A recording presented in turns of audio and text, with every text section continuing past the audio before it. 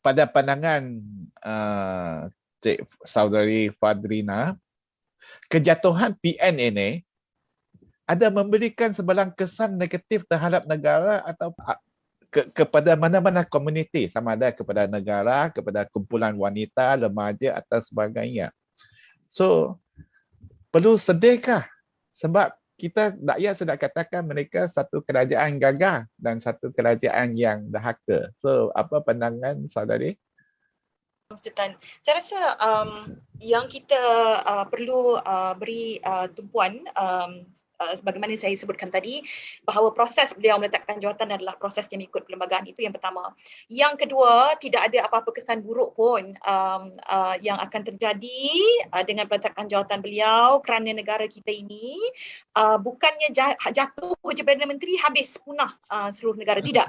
Kerana kita masih ada perkhidmatan awam, kita masih ada penjawat-penjawat awam yang masih lagi memegang 3 prinsip utama. Pertama, government of the day. Yang kedua, neutral. Dan ketiga, rule of law.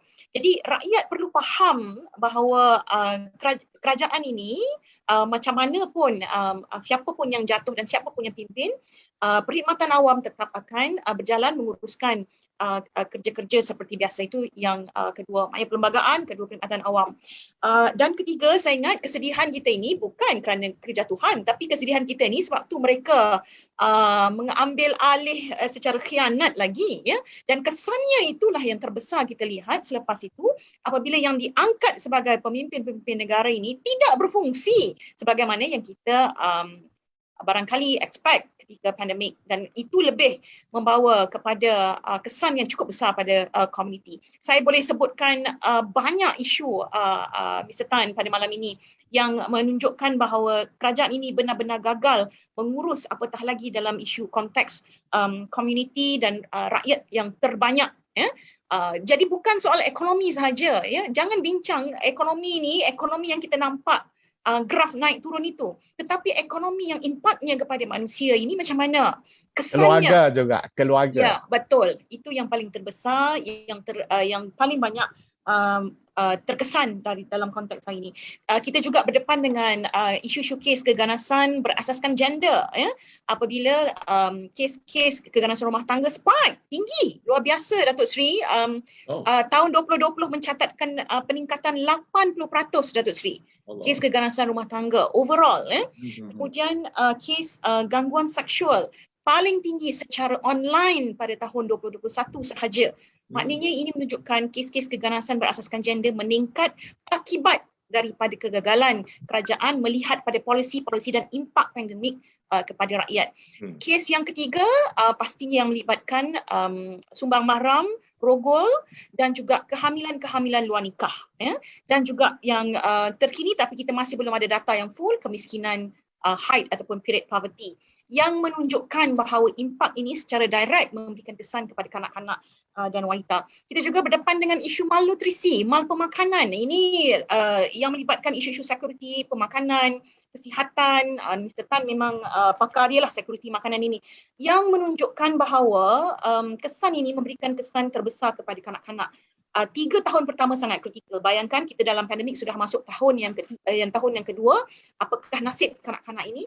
Dan pastinya isu kesihatan mental. Ini kesan terbesar, impak terbesar secara sosialnya kepada masyarakat. 1.5 juta kanak-kanak dijangka menghidap ataupun berhadapan dengan isu kesihatan mental pada tahun 2020. Ini sudah tahun 2021. Saya tak tahu lah berapa juta sudah kanak-kanak ini. Dengan apa ni kita panggil sebagai fenomena cabin fever ini, ya, akibat terperuk dan terlalu lama dalam rumah.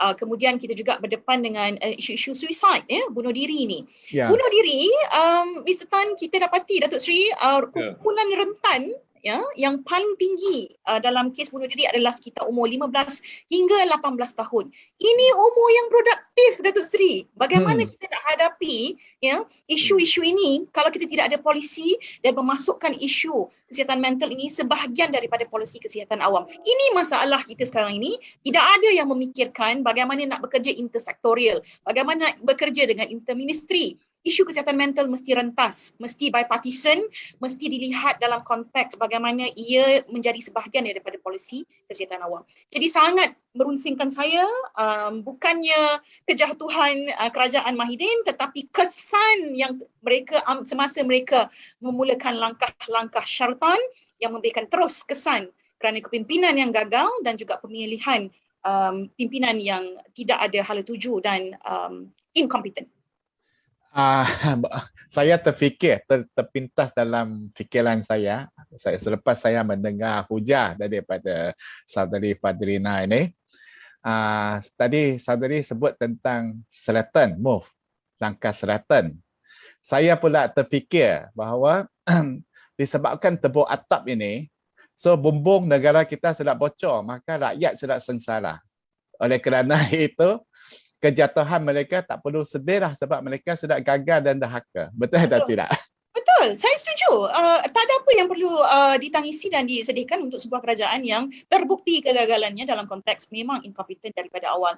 Dan cara mereka mengambil alih kerajaan yang lepas juga bukan atas pilihan rakyat. Jadi tidak ada apa-apa yang perlu dikesalkan. Malah kita kena look forward untuk kerajaan yang baru yang mendapat mandat dan juga sokongan, khususnya nasihat-nasihat yang baik daripada istana yang perlu dipertegakkan. Khususnya hari ini kita mendapat banyak quote of the day yang baru, khususnya politik aman dan nyaman yang disebut-sebut oleh media pada hari ini.